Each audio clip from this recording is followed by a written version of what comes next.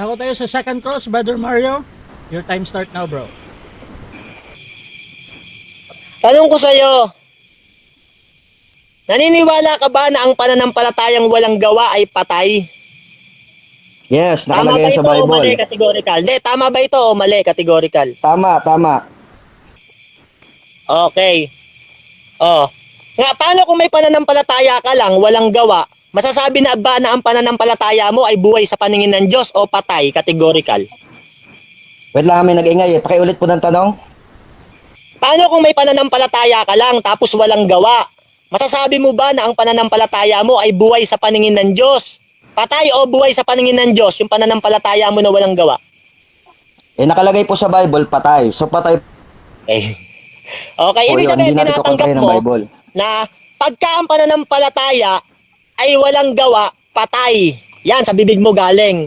Ngayon, tanong Oo, ko sa'yo, tinatanggap ko po. kung ikaw ba ay sumampalataya at ibinilang ka na matuwid ng Diyos, tanong ko sa'yo, ligtas ka na ba nun? Categorical, oo o hindi? Teka lang po, linawin ko yung tanong. Ano po ang sabi niya? Tanong ko sa'yo, nung ikaw ba ay sumampalataya at ibinilang kang matuwid ng Diyos dahil sa pananampalataya, tanong ko sa'yo, ligtas ka na ba nun? Oo o hindi? Categorical. Yes, ligtas na kasi sabi niyo, binilang dahil sa pananampalataya eh. Okay, may babasahin ako. Dito ko kukunin yung tanong ko sa'yo. Sabi mo, ligtas na eh.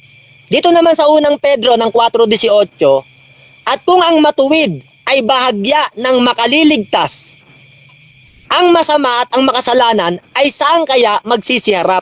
Ngayon, sa Biblia, pag sumampalataya ka, ibinilang ka ng matuwid. Sabi mo, ligtas na eh. Ngayon, sabi dito naman sa unang Pedro 4:18, bahagyang maligtas ang matuwid.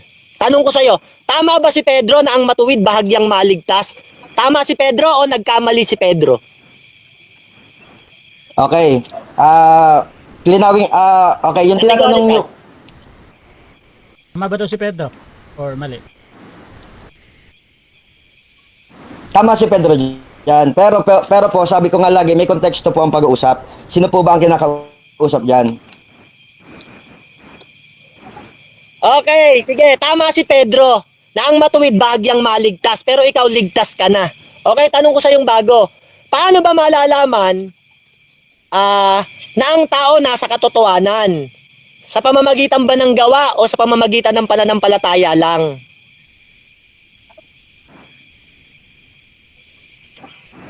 Nag-corrupt po yung yung boses niya, pakiulit po. Okay, tanong ko sa'yo, paano ba malalaman kung nasa katotohanan ka ayon sa Biblia? Sa pananampalataya ba o sa gawa?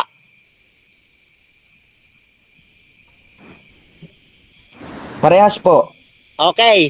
Kung parehas pala tinatanggap mo, paano kung pananampalataya lang, nasa katotohanan ka pa ba nun? O wala ka na sa katotohanan? Nasa katotohanan pa rin kasi wala ka namang gagawin kung wala kang pananampalataya. Okay. Paano kung may gawa ka tapos wala kang pananampalataya? Nasa katotohanan ka ba nun? O wala ka sa katotohanan?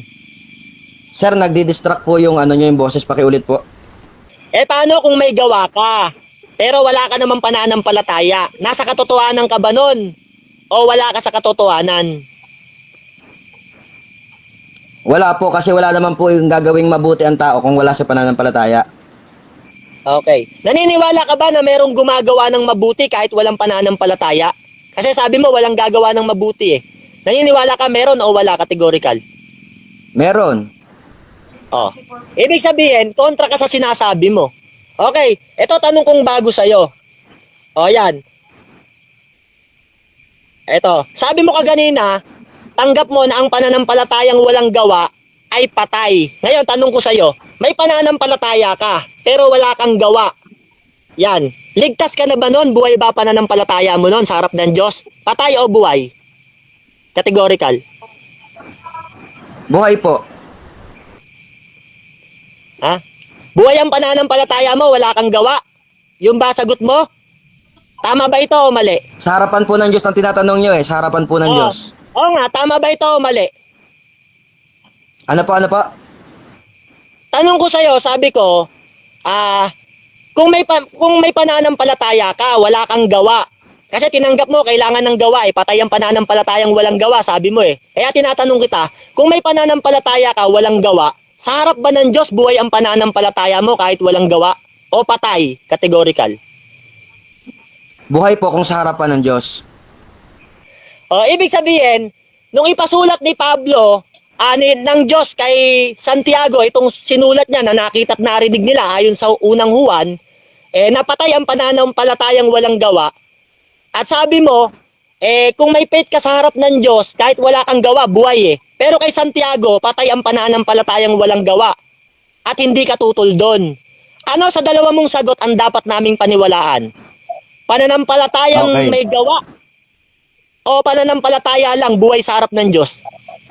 Magkaiba po kasi yung tanong nyo doon sa sinabi nyo. Ang sinasabi nyo, yung kay Santiago. Ang kay Santiago ay sa harap po ng tao yon, justification in the sight of men. At tinatanong nyo sa akin ay, objection.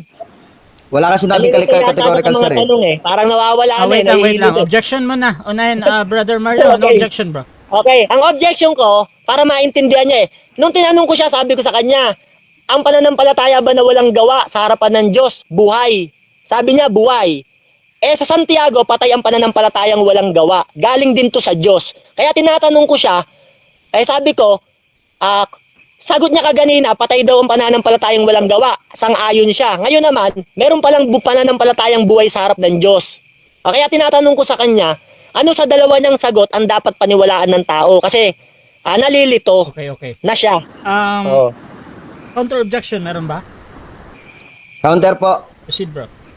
Kasi po, yung tanong niya kanina doon sa Santiago, wala pong label. Pero, ang tanong niya sa akin, doon sa pananampalatayang buhay ba kahit walang gawa, ay sa Diyos, sa mata ng Diyos. So, magkaibang klase po yun ang tanong. So, hindi po ito panglilito. Okay. Yung sinabi po doon kay Santiago ay sa harap po ng tao. Yung tanong niya sa akin ay sa harap ng Diyos. Magkaiba po yun. Okay, so Okay, yan next na yung question sagot na na, lang. bro. Proceed na, bro. Okay, next question. Meron ka bang sitas na mailalabas na Just 1 minute. buhay ang pananampalataya ng walang gawa? Ilabas mo sitas ngayon. Anong sitas? Nice. May Verbatim, letra por letra. verse ba daw? Okay, sige po. Ephesians chapter 2. Nakalagay dyan, buhay ang pananampalatayang walang gawa? Verbatim.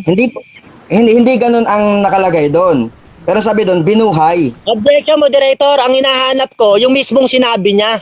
Kasi ako naniniwala, hindi siya sasagot nang wala siyang pinagkuwaan ng letra por letra nun. Nabuhay ang pananampalataya kahit walang gawa.